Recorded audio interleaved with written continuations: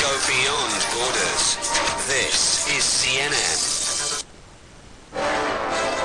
This is CNN Breaking News. You're watching a special edition of World Report. I'm Zain Verji. Fears that hundreds of people are dead after Haiti's most powerful earthquake in more than 200 years. Families are scrambling for information, but with the power out and communication lines damaged, that is proving very difficult. We understand that there are bodies in the streets of Haiti's capital, Port-au-Prince, and that many of the gravely injured are also in the streets pleading for doctors, many of them standing around like this, completely stunned, looking at their homes, the buildings that they're so familiar with, completely devastated and plunged to the ground, some even catching fire.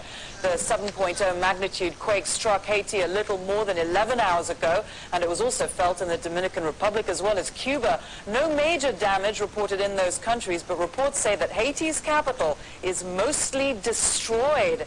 The country's national palace, too, collapsed as well. Take a look at this, as well as the UN peacekeepers' headquarters, as well as a hospital. Other heavy damage was also evident. The US, Canada, Venezuela, France, other countries around the world are working, trying to bring in emergency aid. That is going to be really tough, but the people here on the ground in this devastated area are going to need it. We're hearing some pretty incredible stories from people who were there when it hit.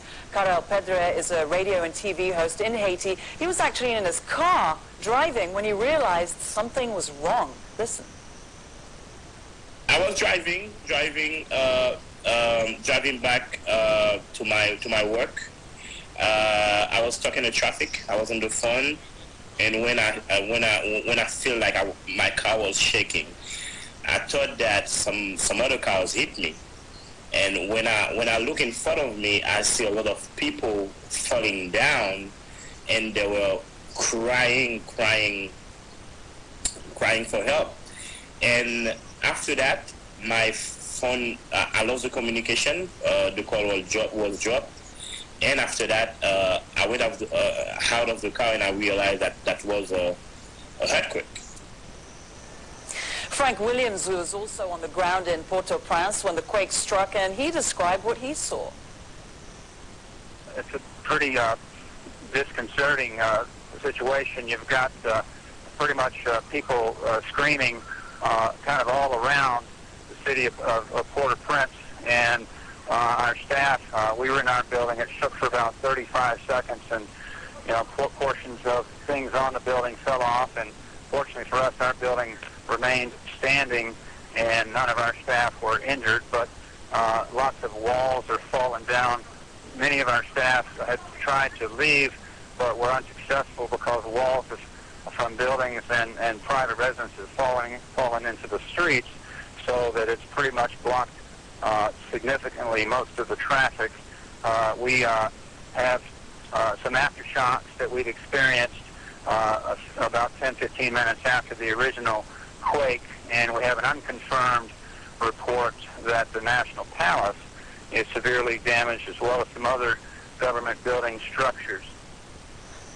Aid groups are all too familiar with Haiti's terrain. It's been hit blow after blow, facing natural disasters. This one is the worst earthquake in more than 200 years. Let's go straight now to Louis Belanger. He works for the charity Oxfam and joins me now. You're in the airport right now in New York. You're trying to get a flight to Haiti right now. Tell us about the reports that you're hearing about some of the UN peacekeepers that are there. Well, apparently the UN peacekeeping building has collapsed, and there were some reports that some of the peacekeepers have suffered casualties. So as you say, I'm in New York right now. I'm going to fly to the Dominican Republic, which is sort of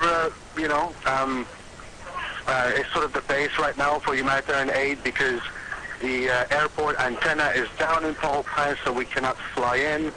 Oxfam itself, we're going to fly some aid basically around water and sanitation to make sure that people have access to